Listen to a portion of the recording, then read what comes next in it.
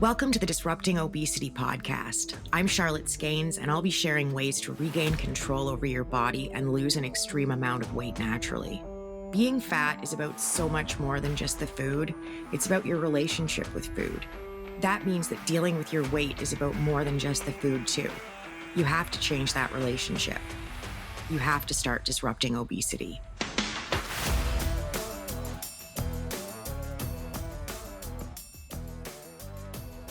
All right, this is the last one in our Ask Whatever series on intermittent fasting. We are clearing out that spreadsheet. We are dealing with more Gladyses than, I think I've dealt with more Gladyses in the last 3 episodes, maybe than all the other Ask Whatever Gladyses combined, but we're just going to get them out of the way. All right, first up today, how do I deal with social pressure or judgment from others about fasting?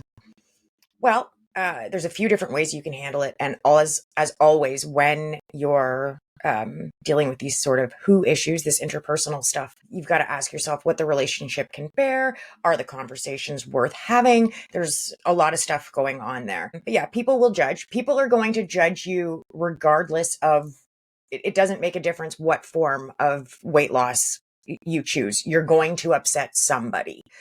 Don't worry about that part as much. You can point out to somebody that they actually fast too. Everybody does. It's just about narrowing down those windows. Your best bet is probably just to ignore it. You can try to explain or justify what you're doing. And sometimes that works. It all depends on the person that you're interacting with. But for the most part, I wouldn't worry about justifying yourself too much. You're going to get judged. You're going to have social pressures no matter what form of weight loss you choose. So know your reasons why you're doing it, and you can share those or not. Weight loss is a very private thing, but my best advice is probably to ignore as much of it as you possibly can. It's just not always worth explaining to people. Sometimes people don't actually want an explanation and they're dug in on their own opinion and they have no intention of changing their mind anyway. So I would take that for what it's worth too. Consider the source. Who's the judgment coming from? Where is the social pressure coming? Are these people who are always critical of what you're choosing to do? Or are they people who are normally supportive? Because if somebody's normally supportive of what you're doing and they just genuinely don't understand why you're choosing to call what you're doing intermittent fasting, why you're choosing to narrow those windows down, an explanation might actually be helpful in those cases. What should I do if I start feeling fatigued or irritable during a fasting window? That's a really good question too. I think the answer that you would want to hear in this situation is I would tell you just to go ahead and eat, which might be necessary. This is why I advocate for narrowing your fasting window more incrementally and more slowly. Don't just throw yourself into a 16-8. If you're eating 16 hours out of the day and only fasting for 8 of them, doing a complete flip-flop on that probably isn't going to be the most helpful choice, and it's certainly not the most sustainable choice. You're far better off if you're normally doing an 8-16 and you want to get to a 16-8, that's fine. Shave a half hour off each end of your day, or an hour off one, or 45 minutes and 15 minutes, however you want to do it. Just shave a little bit off and start incrementally knocking that down. So don't try to go from an 8-16 to a 16-8. What you want to do instead is move to maybe a 9-15. And then you could try a 10-14. See how you feel. Give yourself a chance to adjust, not just physically to the changes, but mentally and emotionally to the changes you're making. That's actually the harder fit than figuring out the physical stuff. It's the mental part of it. So I guess that's the irritability, although we can get pretty irritable when we're hungry too, right? You might need to play with your window. If you're trying to do it the way I did it and you're only going to eat at night, which I don't recommend just switching right away. Again, we're trying to do things small and incremental. That's the way you want your changes to be. But if you're trying to make that shift and it's not working, you're, feeling like you're going to pass out by noon, you should definitely be eating. Move the window more slowly. Just incrementally change it until you can figure out what times of day work best for you when it comes to your eating and your overall sense of satisfaction. How do I stay motivated with fasting when the scale isn't moving? That's really hard. I think it's really hard to stay motivated with anything when the scale isn't moving. Very hard. This is one of those situations where the only way out is through. The only way that you're going to be able to get out of this is by continuing. You have to keep going. So there are things that you can look at. How accurately are you tracking your calories? That's the number one place that I would start. I would look at your portions. And I don't mean portions in the sense of are you eating too much? I would look at your portions with regard to serving sizes and just making sure that those two things are lining up when you're tracking your calories. Like 90% of the time, when the scale isn't moving, when someone feels like they're plateauing, it comes back to a problem with the calorie tracking. So I would go back and look at that. I would keep telling yourself the only way out is through. You're not going to lose the weight if you give up. The only way that you're going to lose the weight is to keep going. And the only way to lose weight is to be in a calorie deficit. So if focusing on fasting isn't helping with that, maybe you need to switch your focus to calories, or you need to try a different type of fasting. Maybe you move too fast and you need to broaden your window a bit to give yourself more of a chance to keep up. Is it better to eat breakfast and skip dinner, or vice versa?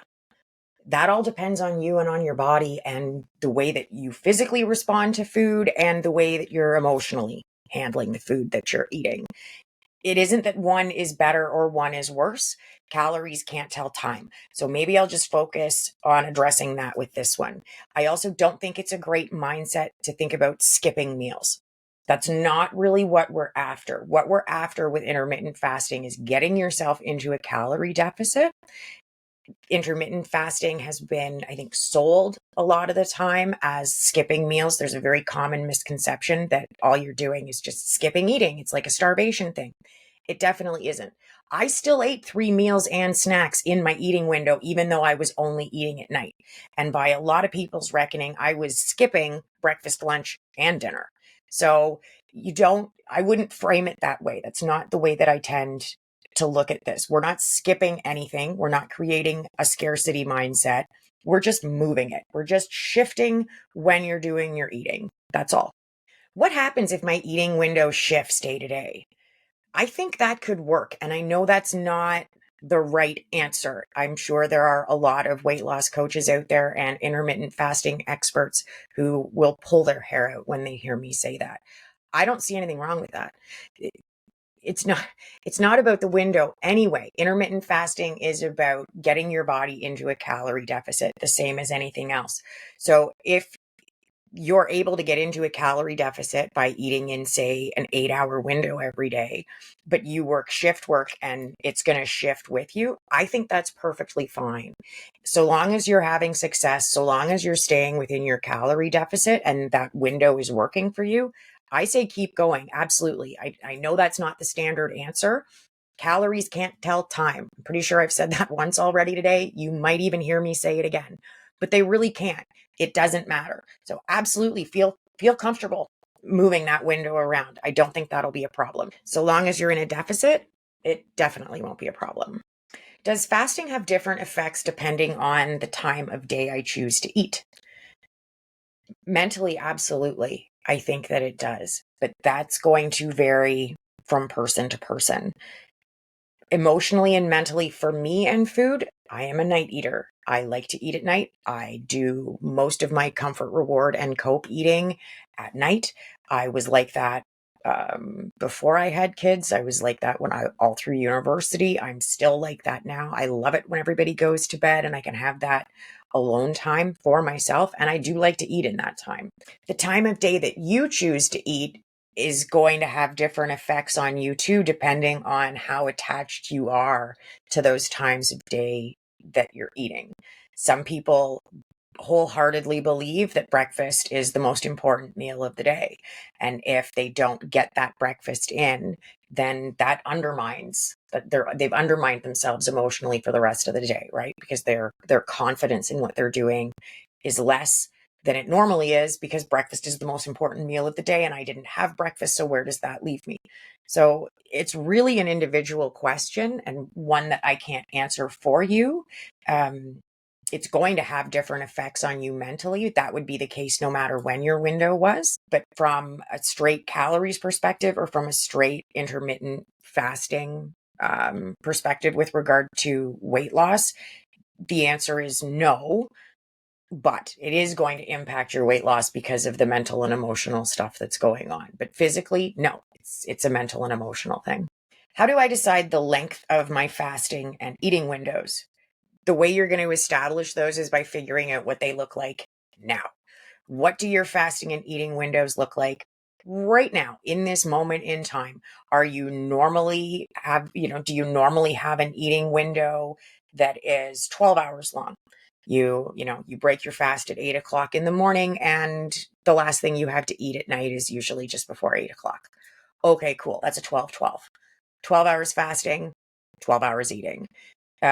You might have, maybe it's 16 hours, like the example that we used earlier in this episode, where you're basically awake for 16 hours a day. You start eating when you wake up, and the last thing you do before you go to bed is have a little snack. Okay, that would be an 8-16. So the first number is the fasting number, and the second number is the eating window number. Ideally, you would like to see the number on the left. You want your fasting number to be bigger than the number on the right. The way that I would decide the length of those windows is look at where you are now and just gradually start shrinking it down. You might have a goal in mind. Maybe your goal is to be, a 14-10. I like a 16-8 myself, and I can tighten that up a little bit, but I'm pretty hardcore with this one. But if you want to set a goal for yourself, that's fine. I would set the baseline goal of, at least initially, depending on where you're at, I want to get my fasting window to be a larger amount of hours than my eating window is. That would be where I would start, and just gradually chip away and narrow yourself down into that. That's the way that I would do it. Are there better foods, and she's got better in quotes, are there quote unquote better foods to break a fast with, and what should I avoid? Nope, and nothing. And that is definitely not the answer that I am supposed to give to that question. Sure, from a nutritional standpoint, you could ask 100 different dietitians and get 100 different answers. You could ask 100 different doctors in 100 different countries and get 100 different answers. No, there isn't a better food to break your fast with. Some people will tell you need to break it with carbs. I can't think of the reason why. I don't think it matters, but some people will say carbs you have to break your fast with. Some people will tell you that your best bet is to break your fast with protein. Some people will say, no, don't break it with protein. That's too hard on your, whatever. It's all break your fast with the food that you're comfortable with. Keep yourself in a calorie deficit. What foods should you avoid? Just from a personal preference standpoint, I don't like to break my fast with food that's just like a flash in the pan food, with something that won't leave me feeling satisfied for a longer amount of time. I like to break my fast by mixing my macros. I like to have all three when I break my fast. That's just a personal preference. It's definitely not necessary. But you guys know I don't avoid anything. You can lose your weight eating nothing but bacon and bubble gum. It doesn't matter so long as you're in a calorie deficit. Okay, this next one was a legit question. We are still in the normal questions. I think we've got 5 or 6 more to go before we get to the last of the Gladyses for this round. Unfortunately, the Gladys stuff is pouring in, and I just made a reel. I haven't released it yet, and I'm seriously thinking about it because it's on the benefits of TV dinners. And it's just like I've kicked the door down and started yodeling for the Gladyses to come. But anyway, never mind. This question did not come in from a Gladys. It came in from just a normal, regular, wonderful flamingo like you. And this was not meant. This was a genuine question. It was not meant to cause offense. And you guys know I love genuine questions, and you've got to poke the bear to offend me. So absolutely not. Does fasting work better when paired with a specific type of exercise routine? Now, I know this wasn't somebody trying to get my goat, because it came in with a lot more context than that, but no. And I know there's a lot of misinformation out there that you need to do exercise program X if you're doing intermittent fasting type Y. No, you don't. You don't have to. Please don't worry about that at all. The truth of the matter is, you don't have to exercise at all to lose weight. That's just not how it works. Is it beneficial? Absolutely. Is movement great for your body? 100%. It's good for balance. It's good for muscle tone. It's good for all kinds of things. I am not sitting here saying that I hate exercise and it's bad for you. Definitely not. Exercise is very good for you. From a weight loss perspective, it is not necessary to lose weight. So I would suggest that you couple your fasting with, it'll work best with whatever specific type of exercise or movement you enjoy. That's the way it's going to work better, because that was your question. Does it work better when you pair it with a specific type of exercise routine? No. All of that information out there right now, it's just a myth. It's just somebody spreading, well, they're spreading bullshit, frankly, to sell something. And that's all it comes down to. But that's exactly what it is. It's a load of shit to sell something. So nope, don't worry about it. You're good. You're good with whatever you're doing. You don't have to, stay with where you are. Should I change my fasting routine based on my weight loss progress? Now, this is a question that I wish had come in with a lot more context, because I have a lot of questions. And my answer might be yes, or my answer might be no. How tight is your window now? Are you still, and here's the thing, okay. Intermittent fasting works because it puts you into a calorie deficit. So if you're losing weight and you're intermittent fasting, you're consistently losing weight doing your intermittent fasting, no, you don't need to change it.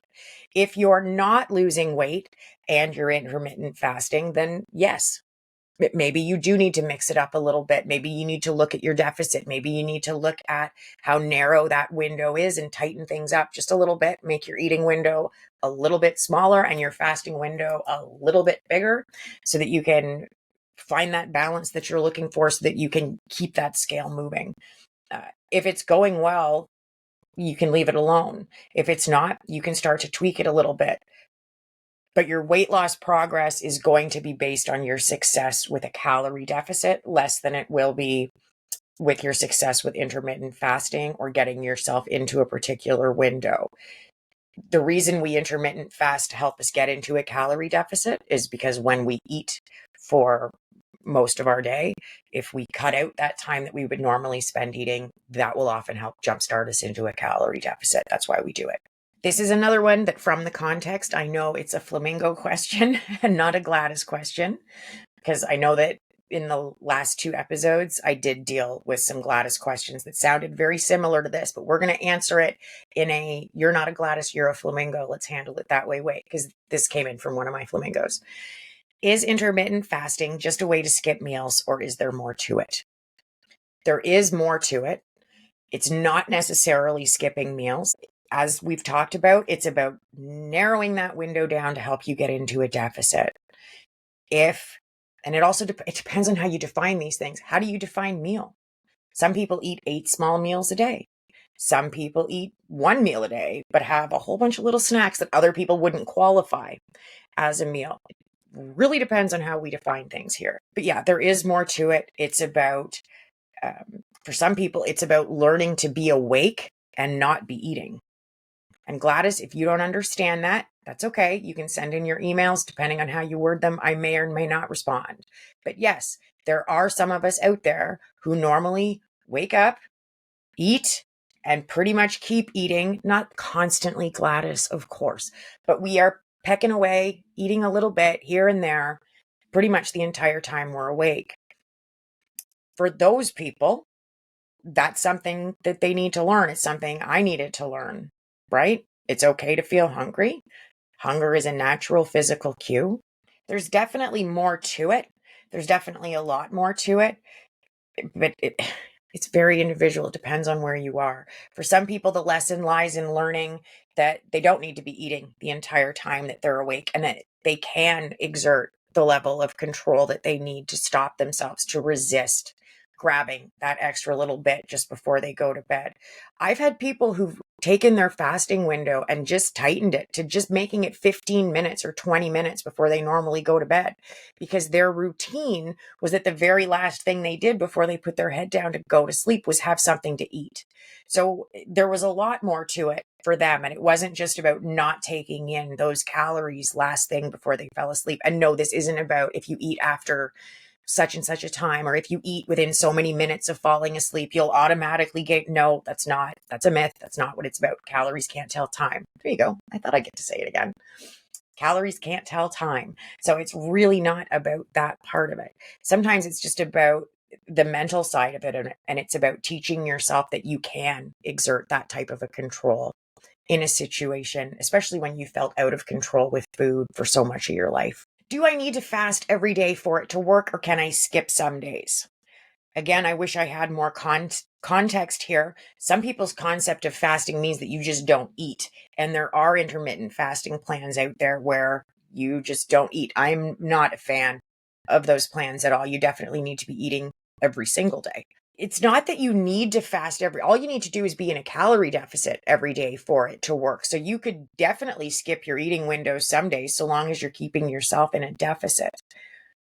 In its truest form, you would need to be fasting every single day. And I think from a mindset perspective, depending on the emotional work that you're trying to do with your relationship with food, it's probably a safety net that you'll want to have in place so that you have room to do that other work. Otherwise, you're letting it be a distraction for yourself, right? Well, today I don't have to worry about it. I'm not eating in my window today. And that can work for some things. Some people need to do that on weekends, for example, or as in an earlier question, because shifts are moving around, and that can definitely work. But if this is like an intermittent fasting cheat day scenario where it's like I intermittent fast 6 days a week, but on Fridays I say fuck it and go hang out with my girl. No, because now we're planning binges and now we've got all the same mental and emotional problems are loaded into that as they are with the whole notion of cheat days. So I don't like that attitude with it, but it's all going to depend on how you're using it. That's kind of the bottom line there. Can I eat whatever I want during my eating window and still see results? Oh, you can. You most definitely can. You can eat nothing but bacon and bubblegum and still see results. It's not a great idea, but you definitely could. Yes, you can eat absolutely anything when you're intermittent fasting. It doesn't matter. Name a food, you can eat it. So long as you're in a deficit, you can eat as much of it as you want. All right, we have made it to the final group of Gladyses, and I read ahead a little bit. And this first one's going to be fun. They are on a roll here. Okay. Oh, yeah. I had to change. I did this with all of them, but this episode in particular, I've modified the language from some of these Gladyses. I just won't call myself that stuff publicly. Well, I won't call myself that stuff privately either. But I'm not going to sit here and name call. I also don't want sound bites of me saying a lot of this stuff. So I took out some swear words. I know I swear a lot. But in context, it makes sense. And in their context, it makes sense to call me these things too, but I'm not calling myself that. So we've changed some of the phrasing here because it's just not something that I'm willing to do. All right, first one. And we're going to try not to do voices, and okay, here we go. You're really going to sit there and lecture people about fasting? You, of all people, the person who couldn't control themselves for decades? Give me a break. Okay, Gladys. I don't think I'm lecturing anybody. And I said this, I know I said this 2 episodes ago. I might have said it last episode too. Flicka. Just flick it. You don't have to keep listening. I'm sorry that my existence offends you, but flick. Goodbye. It's fine. I'm not lecturing anybody. Yes, I couldn't control myself for decades. I was morbidly obese. I weighed 338 pounds. I know that that's enough to offend a lot of people. But I'm not trying to lecture anybody. I don't think that's my overall tone, and I don't think my flamingos think so either. So I'm trying to inform people. I'm trying to share my experience with fasting, because my experience with intermittent fasting is very different from most people's, and it's very different from the narrative about fasting that we're usually given. And that was something that I wanted to push back against, and it was something I wanted to try and change. So that's the reason why I share my experience with intermittent fasting. Plus, it worked. It worked really well for me, and it works really well for a lot of other people. And I like the mindset changes that it forces when you're narrowing that window down and trying to figure out why you're making the choices that you're making. I think it's a very, very useful weight loss tool. Some of these I just have to laugh, or I've just edited out a whole bunch of me just sitting here laughing, or I haven't, but I'm going to, because some of them I try to read them out loud and it's just, and this one isn't even particularly funny. It's the way things are phrased, and some of them are so grammatically correct, and like the exact punctuation is perfect, and every little comma and every little dash and stuff. Yeah. Anyway, let's face it. All right. You're pushing intermittent fasting because you're running out of ideas. How many times can you recycle the same weight loss advice before people catch on? I'm pretty sure I can keep saying the same thing over and over again for a couple of reasons. One, when it comes to social media algorithms, my following is like, I think it's like 4% max are shown any of my content at any given time. So I can keep repeating myself because not everybody gets to hear what I said the first, second, or third time around. Second, I'm definitely not running out of ideas. You may not know, Gladys, but I invented my own weight loss program, and it's 53 weeks long. And this podcast covers probably around 15% of the weight loss advice that I actually go into for the people in my program. So I'm going to be able to keep going and keep recycling and rehashing and sharing new information for a very long time. So don't worry, I'll be here to bug you for years to come, I hope. Do you even practice what you preach? Or is this just another one of your gimmicks to keep people listening? Bet you break your fast the second no one's looking. I don't think anybody's looking. So there's that. Uh, I'm not sure about gimmicks. I don't know. Yeah, I'm really not sure what that's about or where that's coming from. My messaging has been very consistent from the very beginning. Yes, I practice what I preach. I have had to move my intermittent fasting windows, and I've talked about that. I have secondary diabetes, and Gladys, you and I have been down this road. It's not type 2. It's a totally different variation of the disease. I have secondary diabetes. So yes, sometimes I have to move my windows around depending on what's happening with medication and with blood sugar and with my other organs. I have kidney disease. There are a lot of things that I have to keep in mind. Yes, I do still fast. No, it's not exactly the same as it was when I lost the 200 pounds, but I have 3 kids now and a slew of physical stuff that I've got to deal with. So it's a little bit different. But yes, I absolutely do practice what I preach. I've been maintaining my weight for over 6 years now. I'm pretty confident practicing what I preach, but thank you for noticing. All right, we have lots more super fun accusations from Gladys coming, and we're just gonna read them and keep going. You act all high and mighty, but isn't this just your way of avoiding the fact that you've gained weight before? Afraid of slipping up again? Question mark, question mark, question mark. Maybe that's why you're fasting. It's actually the opposite for me. Once my weight became stable at my maintenance weight of 137, then I was able to ease up on the fasting a fair bit in maintenance. And of course, I had a bunch of medical stuff come up that changed things. Am I afraid of slipping up again? No, I work very, very hard to make sure that I don't, because I can't. Because if I do, I will die. That's it. I'm missing a big chunk of my pancreas. I've got the kidney disease I was talking about just a second ago, the diabetes thing going on. I can't gain weight. I can't. I don't think I'm very high and mighty. I'm more often accused of being mouthy and down to earth. So I'm not sure where that comes into play. And I'm definitely not trying to avoid the fact that I've gained weight before. I'm very open about that. And I'm glad you brought it up, Gladys, because I think it's important. We have an 85% recidivism rate. I think anybody who sits there and pretends that, no, I didn't gain any weight back when they did, that's a dangerous level of being disingenuous. It's not fair. I lost 201 pounds. I kept it off for more than 5 years. So I thought I was in the clear, and then my life went to hell. And I gained 115 pounds ish, probably a little bit more back. And I've been open and honest about that from the absolute get-go, because I think there are a lot of people in that situation who feel like there's even less hope because, yeah, they managed to lose the weight once, but they gained it back. So how on earth are they going to do it again? And if they gained it back, that just means that if they lose it now, they're going to gain it back again next time. And that's not true. That doesn't have to be the case for anybody. You can lose your weight, gain a bunch or all of it or more than all of it back, lose it again and keep it off. That absolutely does happen. I'm sitting here. It 100% does happen. Oh, and I just want to say, that's definitely not why I'm fasting, because I'm afraid that I'm going to gain it because I've gained it before, or because I feel like I'm slipping again, or I'm afraid of slipping again. I'm fasting just because that is what worked best for me and my body. That made it the easiest to keep myself in a calorie deficit and get the weight off. That's why I made that choice. Okay, this one I don't even want to read. I don't. All right, we're going to.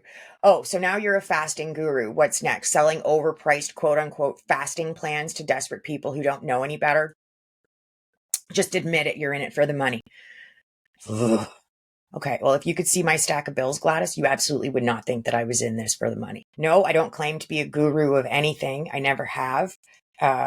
What's next? That's a great question. I've got a cookbook coming out. I've got a couple more workbooks coming out. There's my membership going. I've got a lot of exciting things coming up next, but I really don't think that's what you mean, because you're being nasty. I won't be selling overpriced fasting plans. I don't sell plans, period. You guys know that. It's like the meal plan thing. I don't do that. I don't stand there handing out fish. I'm a fishing pole person.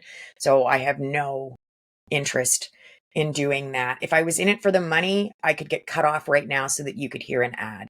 If I was in it for the money, I would have sold out to one of the companies that reaches out to me almost every single day, including companies trying to get me to sell weight loss drugs. And they offer a lot of money. If I was in it for the money, I would have done that. I wish I was in it for the money. My husband wishes I was in it for the money. I'm sure my kids' college funds do too. But no, that's not why I'm here, Gladys. But thank you so much for coming out. Who are you trying to fool? Intermittent fasting is just skipping meals with a fancy name. You're just as bad as the diet culture you claim to hate. Okay. I don't know how to reconcile that for you. I'm sorry that you think I'm as bad as the rest of diet culture. If you do, I don't think you've been listening for very long, or maybe you've just caught a snippet or two of one or two things. I really do like vultures, though. I don't mind that comparison. Those are really, really cool birds. I think I very clearly established in this episode and in the last two, intermittent fasting isn't skipping meals. It's just moving them around, right? I still ate 3 meals, what you would consider 3 square meals. I just ate them between 6 p.m. and 2 o'clock in the morning instead of between 6 a.m. and 6 p.m. or whatever your acceptable fasting window is, Gladys. All right, same theme. Let's gun through this one. You love to act like you're different from all those toxic influencers, but this fasting nonsense proves you're just another fraud in the weight loss industry. Okay? I'm not going to change your mind. If that's how you feel, fair enough. Whatever. I don't know.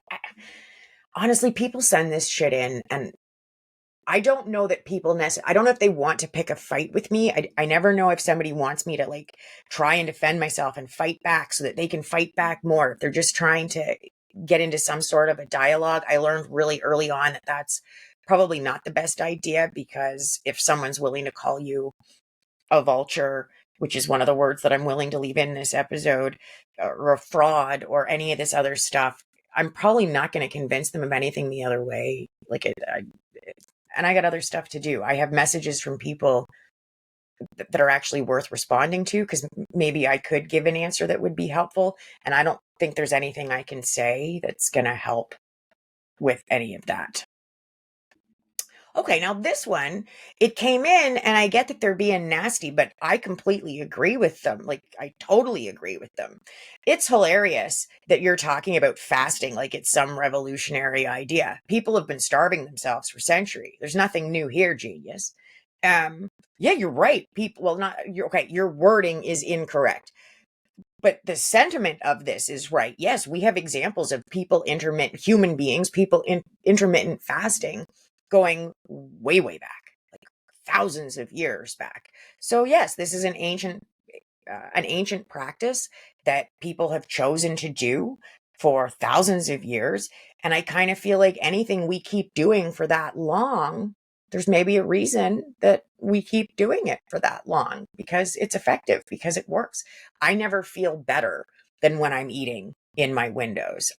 My thought processes, my body, everything. I feel way more on when I'm in the fasting windows that work best for me. So I'm not surprised that it's been around forever. I've never claimed to invent it or that it was revolutionary. You can actually go back to podcasts, probably from the first 10 episodes I released, where I talk about how intermittent fasting has been around for thousands of years. I guess you just missed that one. So yeah, no, you're absolutely right. There is nothing new here, genius. It's just something else that's been drugged back up and out. Let's be real. If you didn't have this podcast, would you even care about intermittent fasting? Or is this just another act to keep your little fan club hanging on? Well, my little fan club prefer to be called flamingos. And if I didn't have this podcast, yes, I would still care very much about intermittent fasting, because it helped to save my life when it helped me to lose over 200 pounds. So yeah, I totally would still be talking about intermittent fasting, even if I didn't have the podcast. So it's no, it's not just an act for my flamingos. I just have to be myself for them, and that seems to work for them. I'm sure it's easy to preach fasting when you've already lost your weight. Must be nice to sit on your high horse and judge everyone else who's still struggling. Clearly you're new. If you weren't new, you would know that I lost my weight with fasting. It's not something that I have discovered after I lost my weight and now I just wanted to share it with people. It's one of the tools that I used. I intermittent fasted and I was in a calorie deficit. The calorie deficit is the important part, but the intermittent fasting part is what helped me get my head around it. It's what helped me deal mentally and emotionally with the changes that I was making. So, yeah. And I'm not judging anybody. It doesn't matter to me how you do it. I'm not even judging you, Gladys. I understand how frustrating it is. And when you see someone who's had success with something that feels unreachable to you, I understand where you're coming from. I get why you're mad at me. It's okay. And I've never been horseback riding. I was supposed to go. There was a grade 9 field trip to a farm. But the horse stepped on me and broke my foot before I even got a chance to go for a ride. So I missed that whole unit. I've never been on a horse. I would like to, though. I feel like a horse is an animal that you could have. Like, you could get to know one and they could get to know you. It feels like there's something else going on there. Yeah, I'm not judging anybody. I don't have time, frankly. I don't have time for that. But I do want to say, I know everybody's struggling. I know how bad it is out there. I know what the weight loss landscape looks like. And that's why I'm here and why I'm doing this. And I understand that I'm not your cup of tea, but I am a lot of people's cups of tea. So I'm just going to keep going and you can just choose not to listen. You love to talk about mindset, but what kind of mindset tells people not to eat? Sounds more like disordered eating than empowerment to me. These ones are hard for me to deal with. I do everything I can to be as thoughtful as I can to not promote disordered eating. More than anything, I want to empower people and to show people that they absolutely can do it. If someone like me could do it, you most certainly can do it. I've never told anybody not to eat. And I think when it comes to questions like this one, it's just a basic misunderstanding and a miscommunication of what I mean by intermittent fasting, and not just me, by the sounds of this question, pretty much everybody. Now, intermittent fasting gives you this space to take a look at your relationship with food and to take a look at your mindset when it comes to what you're eating and the choices that you're making, which is why I talk about mindset. The reason I tell people they can lose weight eating whatever they want is so that they don't waste their time focusing on the food part, so they have the emotional space to work on the mindset part, to work on the relationship with food part.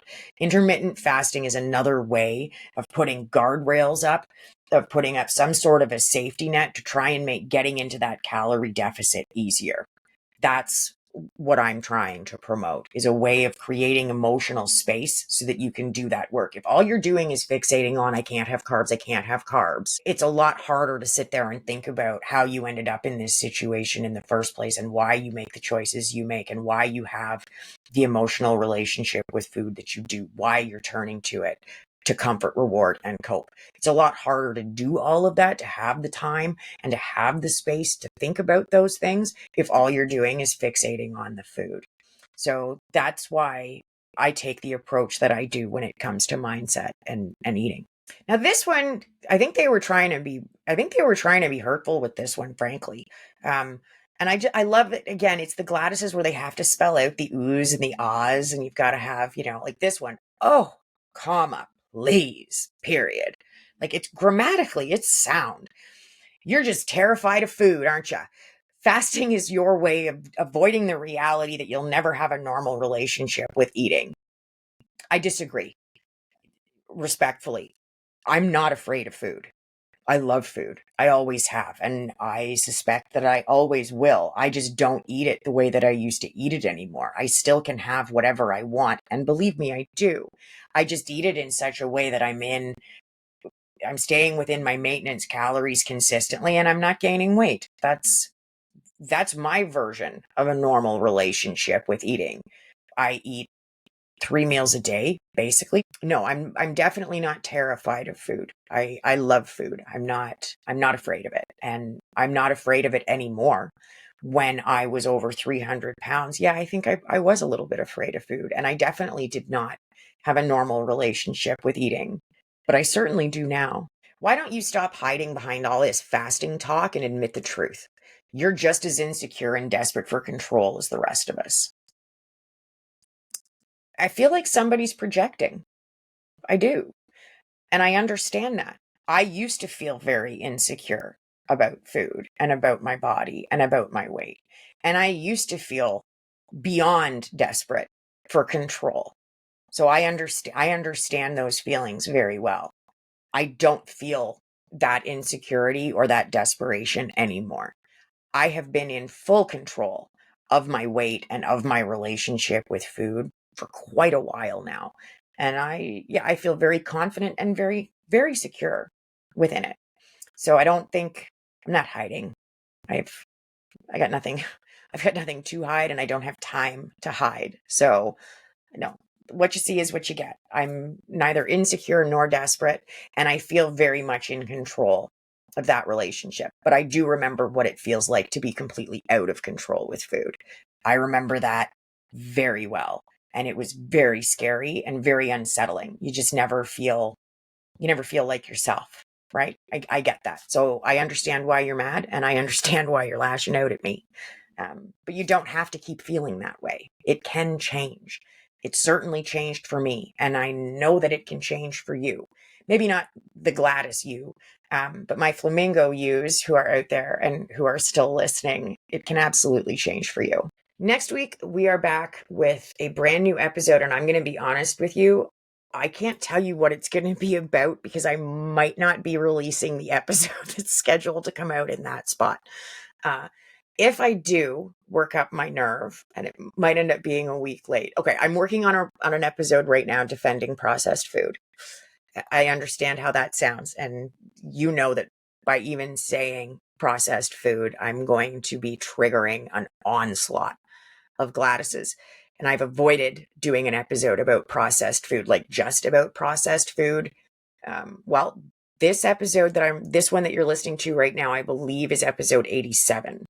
So I have successfully managed to avoid specifically doing an entire episode and just talking about processed food for about 87 episodes now. That might change next week. I've done little bits on processed food when I've done Ask Whatever episodes. It's come up a couple times on different things, but I've never dedicated an entire episode to it. And I'm trying to work up my nerve, which it probably doesn't help that I'm doing all this Gladys stuff when it comes to working up my nerve, but I am trying to work up my nerve, and that might be next week's episode. If not, it might also be an episode on avoiding winter hibernation, because I know that's a big thing for a lot of you.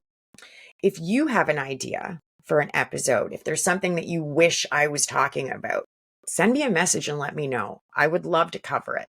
It doesn't have to be a specific ask whatever. If there's just a topic you feel like I've missed, let me know. You can reach out to me through my Instagram DMs. You can email me through my website, disruptingobesity.com. There are a bunch of different ways that you can get a hold of me. As always, you're going to find some resources for you in the show notes. There is my guide to getting started for the last time. It has helped thousands of women all around the world to get their weight loss going and to start changing their relationships with food. It's still free. It's always going to be free. You can grab a copy. There was a webinar to accompany a couple of tips from that. You can grab that and the worksheets that I made for it. They're still free. They're always going to be free and they're available to you. My weight loss workbook Disruptor is available on Amazon. My weight loss program is available. You can find that one through the notes or through my website. And my big thing right now is the Flamingo Forum. That's where I'm getting together with women from all over, and we're encouraging each other, supporting each other, sharing our weight loss successes with each other. I'm doing live calls at this point. I'm going live 3 to 4 times a week with small groups of women, talking to them one-on-one and in small groups, helping them to get through their weight loss issues. So if that's something that you think would interest you, you can find that information as well. As always, thank you so much for listening. I will be back next week. In the meantime, keep trying, keep tracking, don't be intimidated, and don't give up. You've totally got this. Thank you for listening to Disrupting Obesity with Charlotte Skanes. If you know it's time to take back control, lose the weight, and keep it off, reach out to me privately with a direct message on Instagram that says ready, so you can start disrupting obesity.